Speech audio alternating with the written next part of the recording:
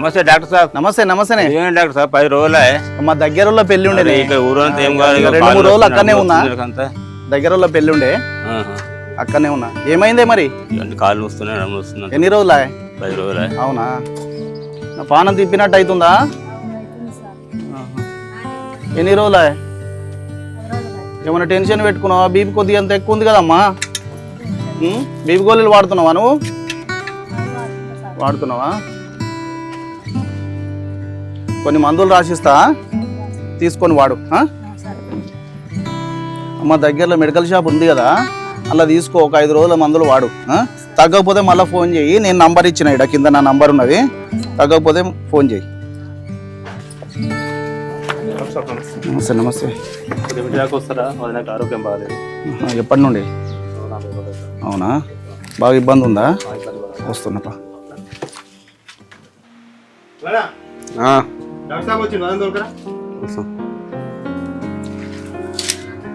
నమస్కారం doctor sir. నమస్తే. నమస్తే.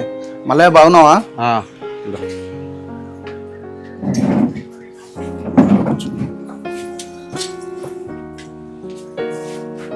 ఏమైందమ్మా? బాగా ఆయాసం అవుతుంది, శ్వాస తీసుకోవడం కష్టం అవుతుంది సార్. ఎన్ని రోజులు? నెల రోజుల నుంచి ఏం మందులు వాడలేదా? అయ్యో, మరి ఎందుకు మళ్ళీ ఆ మందులు ఏమన్నా ఇప్పియలేదా? ఏ డాక్టర్ చూపించలేదా? ఈ మధ్యనే ఇట్లా దగ్గుతుంది నాకే. ఆడ ఏం చేయాలో ఓమా గిట్లా అయింది. పోతే దగ్గుదేమో అని హాస్పిటల్ చూపిద్దామన్నా మాట్లాడ ఏం పైసలు లేవా. ఏటు దొరకపోదామన్నా లేదా. ఇక మా తమ్ముడు అన్నాడు, అన్న నేను డాక్టర్ ఉన్నాను, డాక్టర్ని అయితే దొరకొత్తా. టెక్నాలజీ పెరిగింది ఇప్పుడు. ఈ రోజుల్లో ఓమా వాటి మీద ఇంకా ఇన్ని రోజులు చూసుకుంటుంటారా మళ్ళీ? ఆమె ఎంతగా దమ్ము తీస్తుంది చూడు. అదే సారు, నేను మొన్న నుంచి చెప్తున్నా పోదాం ఒకసారి. అయితే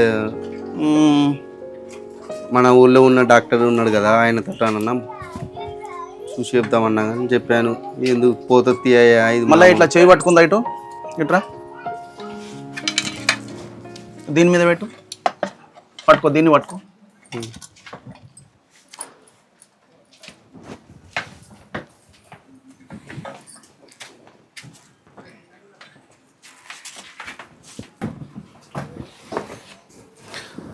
మళ్ళా ఆమెకు ఛాతిలో స్ఫుటం అంతా జామ్ అయింది. నువ్వు ఇప్పుడు వారం 10 రోజులు 15 రోజులు అంటున్నావు కదా, 15 రోజుల సంది చూసుకుంటా ఊకున్నట్టున్నావు.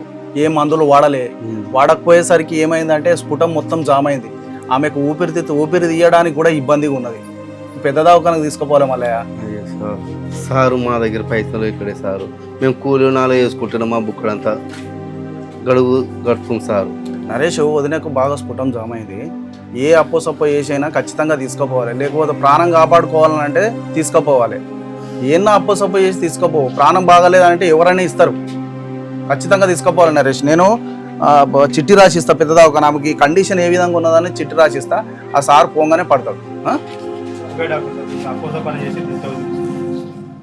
మళ్ళీ ఇది తీసుకోపో, అక్కడ చూపి. అది ఎట్లా తమ్మి ఏం చేస్తాం? సరే, మీ వదిన కంటే ఎక్కువ నా తమ్మి. ఏదో అప్పు నేనన్నా వీళ్ళు ఏదైనా తాకట్టు పెట్టి ఏదో ఏదని తమ్మి. అమ్మకేమైంది బాబాయ్? అమ్మకేమైంది? డాక్టర్ వచ్చిపోయాడు. ఏం లేదు నాన్న, అమ్మకు కొంచెం హాయ్ అయింది. నువ్వైతే ఆడుకోపో, నేను ఆ అమ్మకు చూపించుకోతా. నువ్వేం కాదు పో. అమ్మకి ఏం కదనా నువ్వు.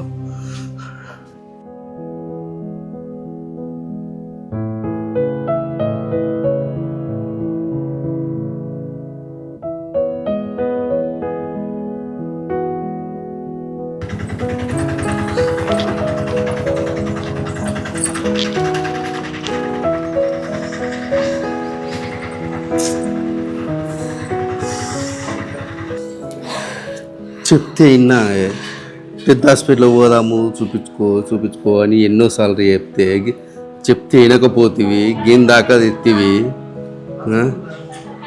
పైసలే లేకపోయే, ఏడ కూలినాలు చేసి ఇంట్లోకి వెళ్ళదిత్తాంటివి. ఎక్కడి నుండి పట్టుకొస్తావయ్యా పైసలు? పైసలేముంది, పైసలు ఇవ్వలేకపోతే రేపు సంపాదించుకోవచ్చు. నీకంటే ఎక్కువనా?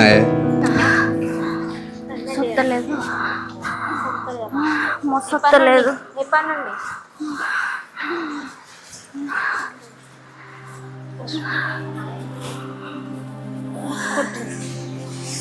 పడుకోండి.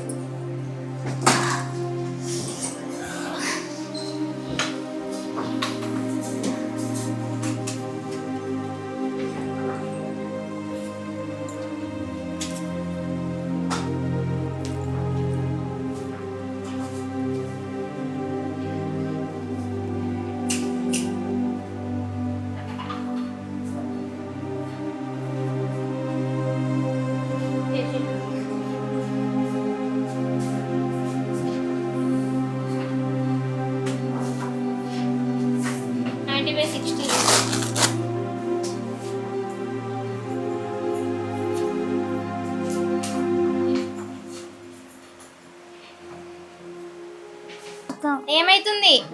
బాగా శ్వాస వస్తలేదు. ఎప్పటి నుండి? నెల 15 రోజుల కాంచి మేడం. ఇన్ని రోజుల నుండి ఏం చేసినావు మరి? మేము పేదవాళ్ళం అమ్మ. పేదవాళ్ళు అయితే గవర్నమెంట్ హాస్పిటల్ అని ఉంటుంది కదా, అట్లీస్ట్ అక్కడైనా చూపించుకోవాలి కదా. నైట్ ఏం తిన్నారు? అన్నమే తిన్నాను. ఏం వేసుకున్నారు? ఏమైనా మసాలా ఏమైనా తిన్నారా? లేదు, అసలు కాదు. సరే, ఏమైనా తింపినట్టు అవుతుందా? అవును, బాగా తల తిప్పుతుంది, మొస వస్తలేదు, బాగా నొప్పి అనిపిస్తుంది. ఇంత నిర్లక్ష్యం ఎందుకు చేసిర్రు? మీ నిర్లక్ష్యం వలన ఇట్లా అయింది.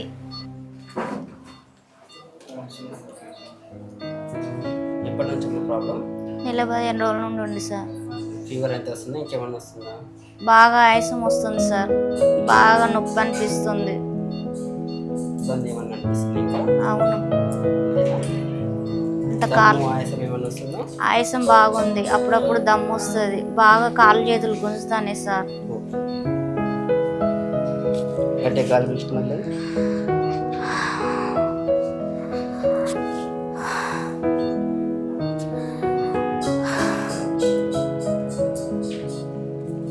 కొన్ని ఇన్వెస్టిగేషన్స్ రాస్తున్నాం, టెస్ట్లు అవి చేయించండి. చేయించిన తర్వాత మీకు మళ్ళీ ఏది ప్రాబ్లం ఏమి అని చెప్పి చెప్తాను. సరే సార్.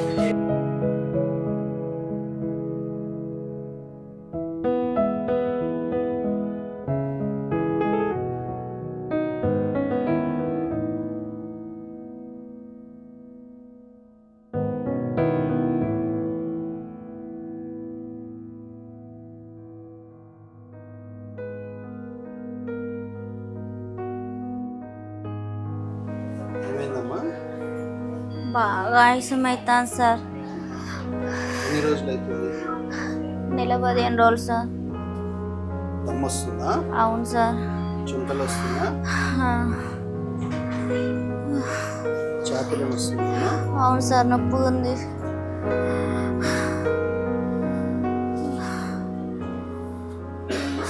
నేతలు అవుతుందా? లేదు సార్. కడుపులో నొప్పి ఉందా? ఉంది సార్.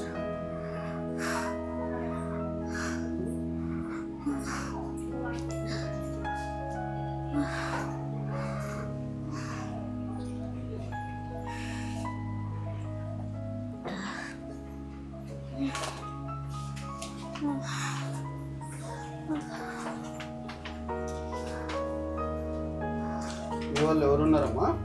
మా భర్త వచ్చిండు సార్, ఎక్కడ ఉన్నాడు? బయటనే కూర్చున్నాడు సార్. ఇలా భర్తను పిలవండి. ఏం కాదు, టెన్షన్ పడకు, తగ్గుతుంది, ఏం కాదు. అలాగే సార్. రజిత భర్త మల్లయ్య.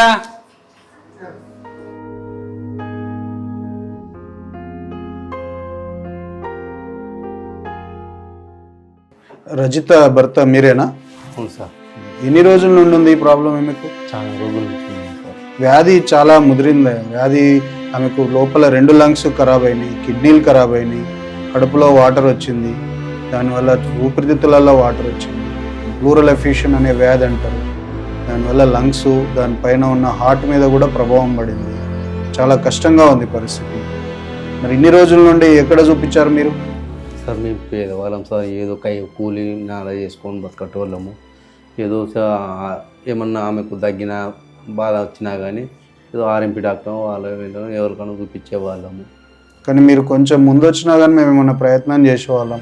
ఇప్పుడు వ్యాధి చాలా తీవ్ర స్థాయిలో ఉన్నది, ఆమె చివరి దశలో ఉంది. ఇంకొక 3-4 రోజుల కన్నా ఎక్కువ రోజులు బతికే పరిస్థితి అనిపించట్లేదు. సార్ ఏదైనా చేసి సార్ గట్లా సార్ జర మేము డాక్టర్లుగా మా ప్రయత్నం మేము చేస్తాము. కాకపోతే ఇప్పుడు మా చేతిలో కూడా ఏం లేదు. బాగా సీరియస్గా అయిపోతుంది. ఆమె కండిషన్ అయితే ఇప్పుడు బాగలేదు. మీరు కొంచెం ముందు వచ్చినా కానీ మేము ఏమైనా ప్రయత్నం చేసి బతికించే వాళ్ళం. మేము అన్ని ప్రయత్నాలు చేసినాం బాబు, అన్ని చేసినాము. చివరి మేము డాక్టర్లుగా అన్ని ప్రయత్నాలు చేసినాము. ఇప్పుడు ఏం చేయలేము. నువ్వు బీదవాడు కాబట్టి ఆమెకి ఇంతవరకు తిరుపతి ఎంత బిల్ అయింది ఇప్పటి వరకు? నేను నీకు సహాయంగా ఆ డబ్బులు మొత్తం మాఫీ చేస్తాను. నీ దగ్గర బిల్ ఏం లేకుండా చేస్తాను. ఇప్పటికి కూడా ఆమె ఇంటికి పోయేటప్పుడు ఇంకా కావాల్సిన మందులు కూడా మేమే మెడికల్ షాప్లో చెప్పి ఆ మందులన్నీ ఇప్పించండి.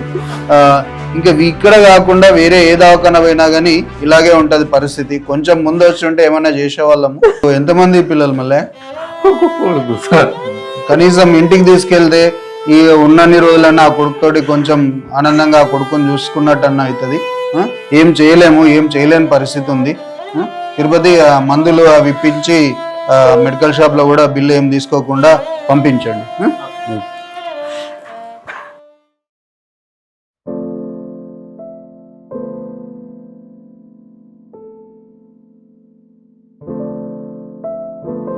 వీళ్ళ ఈ మెడిసిన్ ఏం అమౌంట్ తీసుకోవద్దు, ఫ్రీగానే ఇవ్వాలి. ఫ్రీగానే ఇచ్చి పంపించేసి.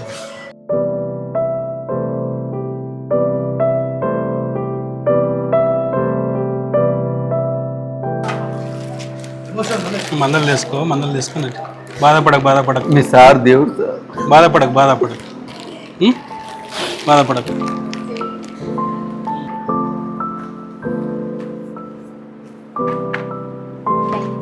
వస్తామమ్మా.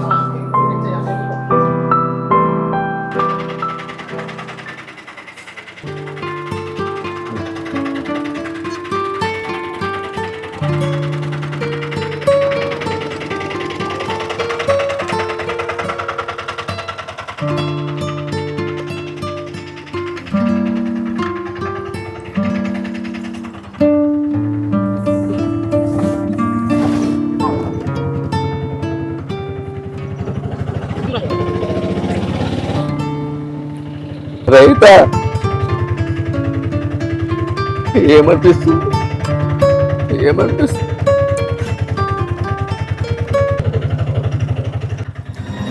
రైతా రజిత ఏమైందన్నా రజిత ఏమైందన్నా ఏమైందన్నా? ఎందుకు ఏడుస్తున్నావు? పడిపోయేది. ఏమైంది? వాటర్ చల్లని ఏమైందన్నా? ఏమైందన్నా?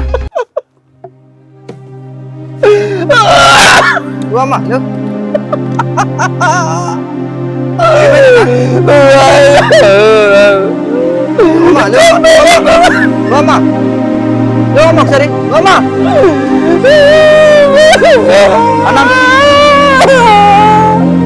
మీరు భయం అవుతుందా అన్న? బండి దిగు అన్న, వేరే ఆటోలో తీసుకోవన్న, దండం పెడతాను ప్లీజ్. వేరే ఆటో తీసుకోవన్న, భయం అవుతుందా అమ్మతోడు?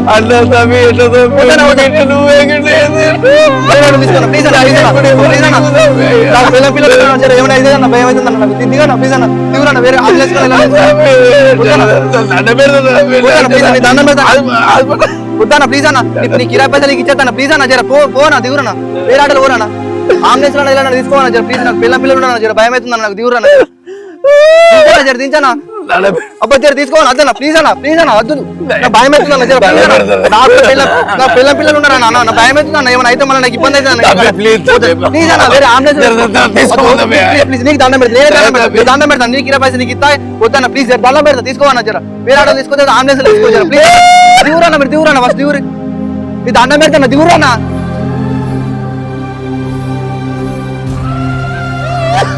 నాకు భయం అవుతుందన్నా ప్లీజ్ అన్న, దిగురు జరా ప్లీజ్ అన్న. ఆంబులెన్స్ నన్ను తీసుకోపోరి దిగురన్న ప్లీజ్ అన్న.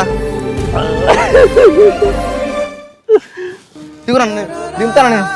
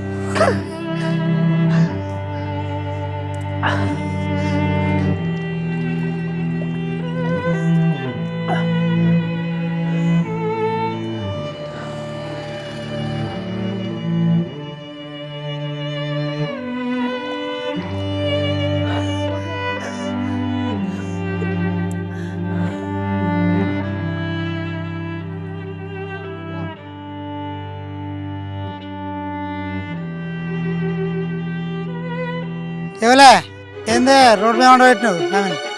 ఆమె మా భార్య చనిపోయేదన్నా. హలో పోలీస్ స్టేషన్ హలో ఎవరు? సార్ నడి రోడ్ మీద ఒక శవాన్ని పెట్టుకొని ఉన్నారు సార్. కొంచెం వీడికి నాగదేవత గుడి బైపాస్ రోడ్కి రండి సార్. సరే సరే వస్తున్నా. కానిస్టేబుల్ ఒక శవం పెట్టుకుని ఉన్నాడట, ప్రయత్నం.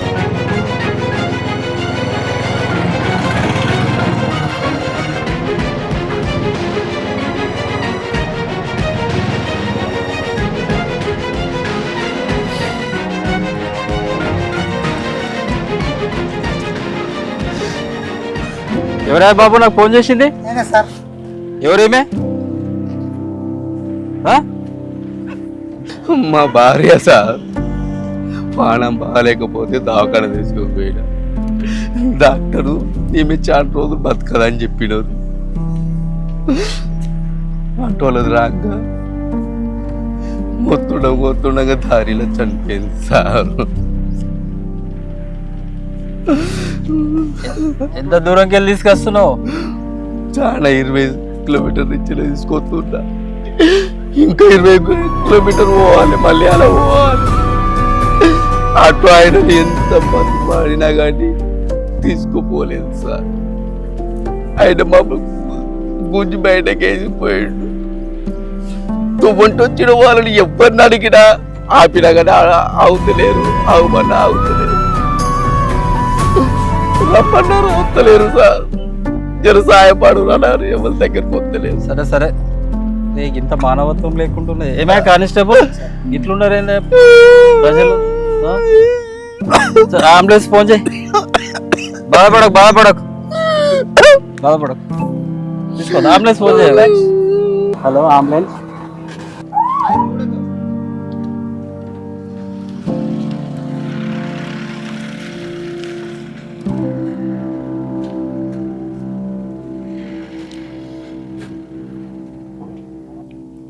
నమస్తే. చాలా బీదవాడు. ఆటో వాడు మధ్యలో 30 కిలోమీటర్ల దూరంలో దించిపోయిండట. అక్కడి నుంచి మోసుకొని వచ్చి చాలా బాధ అనిపిస్తుంది. అసలు మానవత్వం లేకుండా ఉంటున్నాయి మనుషులు. శవాన్ని అంబులెన్స్ తీసుకెళ్ళి డబ్బులు నేను ఇస్తా, పెట్రోల్ పోయించుకో. సార్ డబ్బులు వద్దు సార్, మానవత్వంతో నేను కూడా సాయం చేస్తాను సార్. తీసుకో. అరే నేను నా సొంత డబ్బులే ఇవి, నేనేదో ఐడి సంపాదించినాయి కాదు. అర్థమవుతుందా? నువ్వు కూడా తీసుకెళ్ళి వాళ్ళ ఊర్లో దించేసేస్తాను, సరేనా? చూస్తే చాలా బాధ అనిపిస్తుంది, హృదయం అంతా అదైతుంది. నీకు ఏం అనిపిస్తలేదా బాయ్ కానిస్టేబుల్? సార్ చిన్నదానికైనా మీరు తొందరగా రియాక్ట్ అవుతారు, నేను అట్లా కాదు. బాధపడ పంపిస్తాను. చూస్తే చాలా అనిపిస్తుంది. ఏమా బాబు కానిస్టేబుల్ సాయం పట్టాను. అదే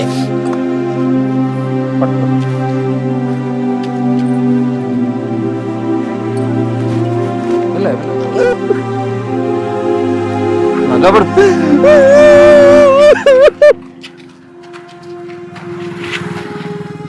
లోపల తీసుకో, లోపడే ఓ. ఏ బాబు ఇరా ఇటు. ఆ దాన సంస్కారాలు అవన్నీ చేయించు. అందరూ మనుషులేమైంది.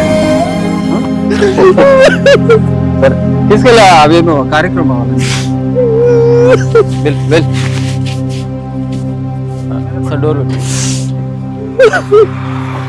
డోర్ వచ్చా పంపించేసి నడు.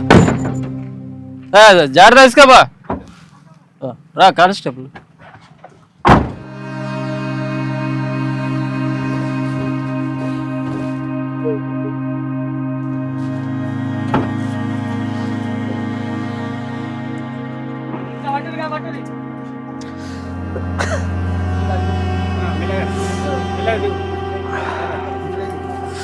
దిగాలి.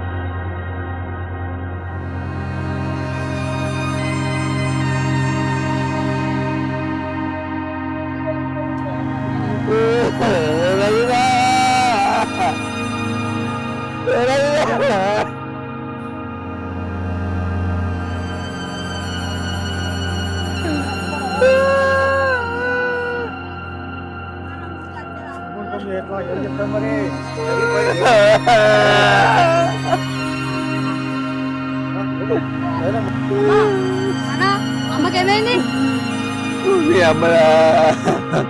మీ అమ్మ ఇంకా మనకు లేదు రాదా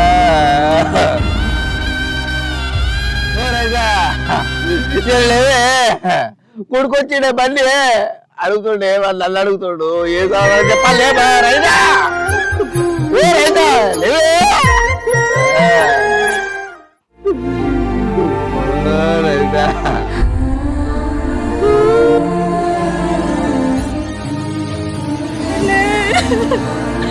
ఎంత పని చేస్తావో చెల్లే, నన్ను వదిలి పెట్టిపోయినావో చెల్లే, ఓ చెల్లే,